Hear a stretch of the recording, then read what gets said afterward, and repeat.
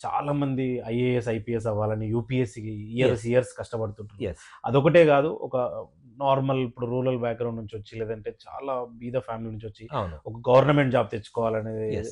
చాలా అంటే మోటివేషన్ తోటి చాలా కన్సిస్టెంట్‌గా ప్రిపేర్ అవుతుంటారు. అవును. బట్ స్టిల్ కొన్ని రీజన్స్ వల్ల మేబీ అవి ఏవైనా రీజన్స్ కావచ్చు, క్లియర్ చేయలేకపోతుంటారు. సరే. నిజంగా మనకి ఈ సబ్‌కాన్షియస్ మైండ్ అనొచ్చు, లేదంటే హిప్నోథెరపీ పవర్ అనొచ్చు, ఈ టెక్నిక్స్ వల్ల 100% అంటే వర్కౌట్ చేసి వీళ్ళని ఈ ఎగ్జామ్స్ క్రాక్ చేసేలాగా చేయొచ్చా? 100% సార్. వాళ్ళు ఎట్లాంటి దాంట్లో ఉన్నారు? యెస్. 100% సార్. ఆ! విల్ ఉంది. నేను ఇది చేయాలి అన్నప్పుడు 100% యాహ్! నేను అదే కంపల్సరీ వాళ్ళు క్రాక్ చేద్దామని అనుకుంటున్నారు. యెస్. బట్ మేబీ కొన్ని రీజన్‌లో కొన్నిసార్లు ఫెయిల్ అవుతుంటారు. బట్ అవును. అట్లాంటి వాళ్ళని నిజంగా క్రాక్ చేపించొచ్చు ఎగ్జామ్స్‌తో. చేయొచ్చు. దీనికి ఏమవుద్దంటే ఇప్పుడు మీరన్నారు జేఈఈ, నీట్స్ అనేది యూజువల్‌గా మనం ఒక ఎడ్యుకేషనల్ ఇన్‌స్టిట్యూట్స్ వాళ్ళకేంటంటే ఒక సెషన్స్ చేస్తారు. కాంపిటీటివ్ ఎగ్జామ్స్ అంటారు. అవును.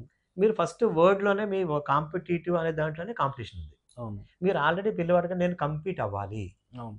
అంటే నేను 10 మంది నాతో పాటు కంపీట్ చేసేటోళ్ళు 10 మంది ఉన్నారు. ఉన్నారు. ఇప్పుడు నేను అంటానంటే మీకు ఒక గోల్ అచీవ్ చేయడానికి మీకు కాంపిటీషన్ లేదు, మీరొక్కరే. అంటే మీ మైండ్ ఎలా ఉంటుందండి? అవును. అంటే మీరు కూల్‌గా ఉంటారు, రిలాక్స్‌గా ఉంటారు. 10 మందిలో మీరు గెలవాలి అంటే మీకు ఆటోమేటిక్‌గా మీ మైండ్‌లో సైకలాజికల్ స్ట్రెస్ వచ్చేసింది. అవును. అంటే మీరు కాంపిటీషన్ అనేది మీరు చదివేటప్పుడే స్టార్టింగ్ నుంచి మీరు బిల్డ్ చేసేసారు.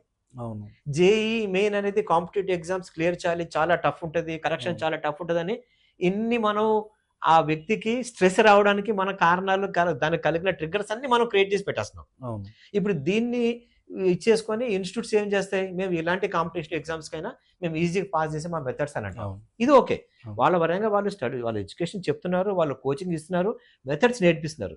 కానీ సైకలాజికల్‌గా ఇది కాంపిటీషన్. కాంపిటీషన్ అంటే మనం ఇప్పుడు వరల్డ్ క్రికెట్ మ్యాచ్‌లోకి మనం వెళ్ళినప్పుడు అందరికీ ప్రతి ఒక్క టీమ్ గెలుస్తదండి? లేదు గదా! అవును. ఇప్పుడు ఒక 14 టీమ్‌లు కంపీట్ అవుతున్నాయి. ఒకటే టీమ్ ఫైనల్‌కొస్తది. మిగతా 13 మంది అయితే ఫెయిల్ అవుతారు గదా! ఇప్పుడు కాంపిటీషన్ లేదనుకోండి, మీరు ఒక్కరే ఒకరు. వరల్డ్ కప్‌లో ఇండియా ఒక్క గేమ్ ఉంది. కాంపిటీషన్ లేనప్పుడు ఈజీగా మీరే విన్నర్. అవును. సో ఇండెఫినిట్‌గా మీరే విన్నర్.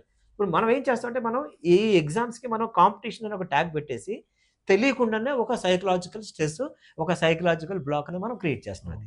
ఇప్పుడు ఇక్కడ ఏమైపోతుందంటే నేను ర్యాంక్ కొట్టాలి, నేను బాగా చదవాలి, నేను అది చేయాలి అని చెప్పి ఇవన్నీ వాస్తవమే.